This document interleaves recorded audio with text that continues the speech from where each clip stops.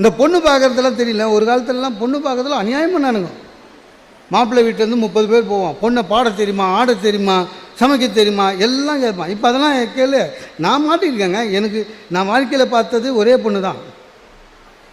அதான் ஒய்ஃப். இப்போ என்னை நல்லவன் நினச்சின்னுக்காதீங்க, வேறு வழி இல்லாமல் மாட்டின்னு இல்லைங்க. நான் பண்ண ஒரே தப்பு, என் தங்கச்சி வீட்டுக்கார் 2 பேரை கூட்டி போயிட்டேன். என் மச்சானுங்களை பொண்ணு பார்க்க போனோம். பொண்ணை பார்த்தோம், சரி பிடிச்சிருந்தது. பொண்ணுக்கு அப்பா அதை எங்கள் மாமனார் கிட்ட வந்து என்கிட்ட, மாப்பிள்ள பொண்ணு உங்ககிட்ட ஏதோ பேசணும்னு பக்குன்னு ஆயிடுச்சு. என்ன புதுசாக இருக்குதுன்னு.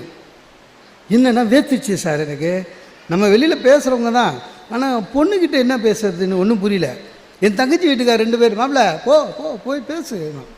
இப்போ என்ன பிரச்சனைனா, வேண்டிக்கினே போனேன் எப்படியாவது இந்த இன்டர்வியூவில் பாஸ் ஆகிடணுன்னு. ஃபெயில் ஆகிட்டோம், ரிஜெக்ட் பண்ணிடுச்சு வச்சுங்களேன். இவனுங்களே ஊர் ஃபுல்லாக சொல்லுவானுங்க, உங்கள் அண்ணன் அந்த பொண்ணே வானானிடுச்சு அப்படின்னு. அதுக்காகவே உள்ளே போகிறேன். என் ஒய்ஃபுங்க அதான் பொண்ணு சோஃபாவில் அவங்க ரூமில் நல்லா சமனை போட்டுட்டு சௌகரியமாக உட்காந்து இருக்குது. ஏன்னா அவங்க வீடு. நான் உள்ளே போனோன்னே என்ன பண்ணுறதுன்னு தெரியல. உட்காரணுமா, நிற்கணுமா, கை கட்டணுமா, இன்னும் தெரியல. வேற்று போகுது. அப்புறம் அந்தம்மா இன்டர்வியூ. அப்புறம் MBA deputy manager, take home 60,000. Okay, அதாவது அந்த அம்மா செலவுக்கு 60,000 போதுமா. அப்புறம் உங்கள் ஹெச்ஆரில் கேட்டோம், உங்களை பற்றி நல்லா சொன்னாங்க. லூஸு, நான் ஏற்கனவே எங்கள் ஹெச்ஆர்கிட்ட சொல்லியிருந்தேன்,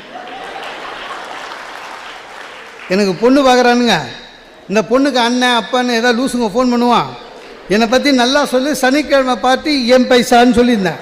அவன் கரெக்டாக வேலையை செஞ்சுருக்கான்.